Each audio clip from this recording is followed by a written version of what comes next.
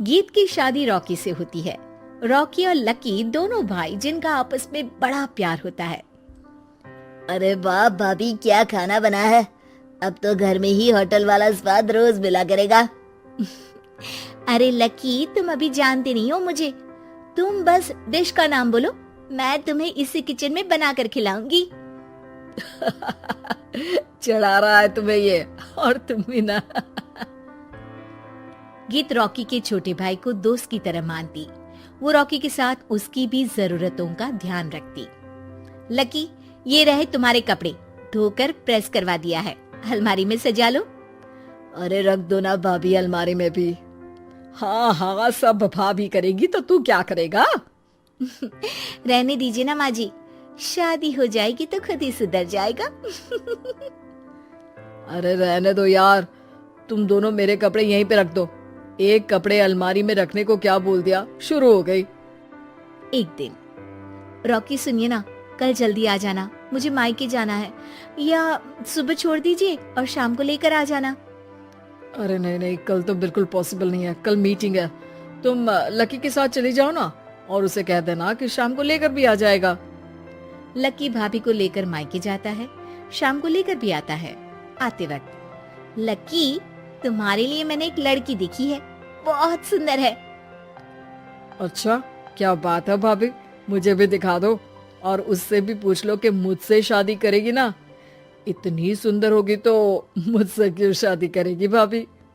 अरे वाह, क्या बुराई है तुम में, इतने अच्छे हो दिखने में। हाँ, बस अपने भैया से थोड़ा कम हो। हाँ भाभी, आपको तो भैया से अच्छा कोई लगता ही नहीं है। लकी, तुम्हारे भैया हैं ही लाखों में एक। रात में दोनों घर आते हैं, लेकिन थोड़ी ही देर में उनके घर रॉकी की मौत की खबर आती है। हे भगवान, ये क्या हो गया।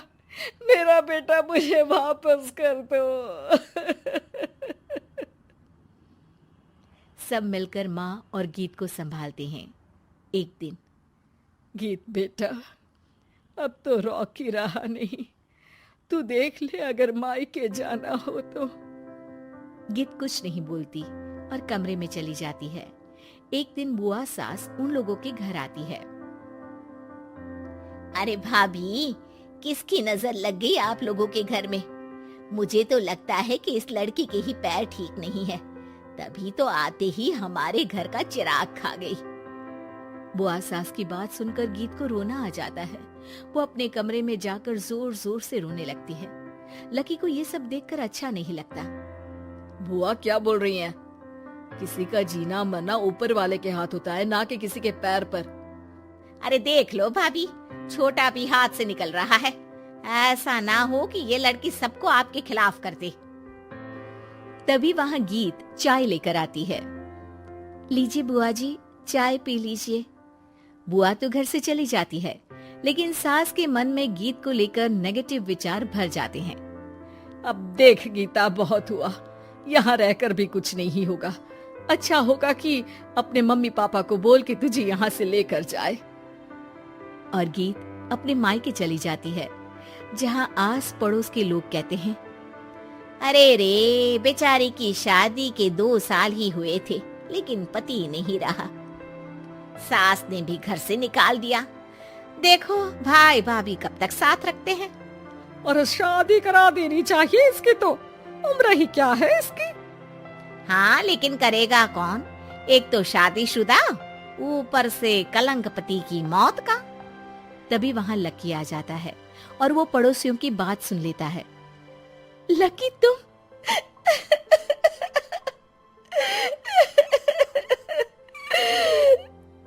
भाभी, ये जमाना आपको जीने नहीं देगा, लेकिन आप चिंता मत करना, मैं आपको आपके हिस्से की सारी खुशियां दूंगा। लीजिए, माँ ने आपका ये बैग भेजा है, इसमें आपके जरूरी सामान है जो वहीं रह गए थे। लकी देखता है कि गीत को ससुराल से लेकर मायके तक हर जगह सिर्फ ताने ही सुनने पड़ते हैं। वो सीधे अपनी माँ के पास जाता है। माँ, एक बात सुनो, ये कहाँ का न्याय है? एक लड़की जो छोटी सी उम्र में अपना पति खो चुकी है, वो अब दुनिया के ताने भी झेल रही है। यार, ये तो गलत है ना माँ, हमें भाभी का सपोर्ट करना चाहिए। क्या भैया होते तो भाभी को ऐसा देखकर दुखी नहीं होते? अरे देख लकी, ये समाज ऐसा ही है, और भैया होते तो गीत की ये हालत होती ही नहीं। बिना पति के औरत को तो ये सब झेलना ही पड़ता है।